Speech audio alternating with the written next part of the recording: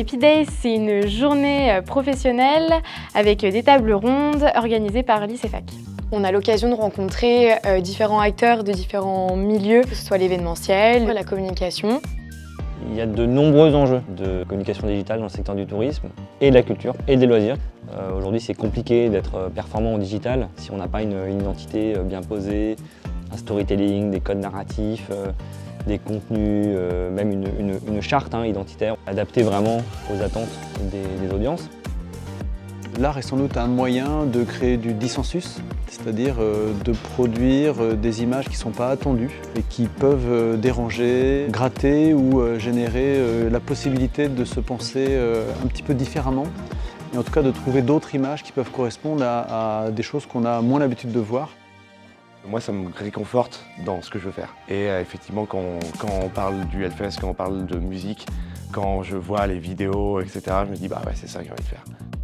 Le Hellfest, c'est un festival qui se déroule à Clisson. Les compétences qu'il faut avoir pour l'événementiel, je pense, c'est de la détermination, organisation bien sûr, pour rien oublier, que l'événement se passe bien.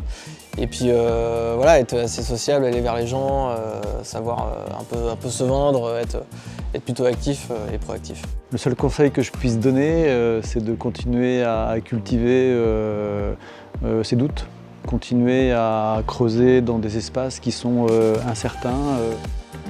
S'auto-former, peut-être aussi par le biais associatif.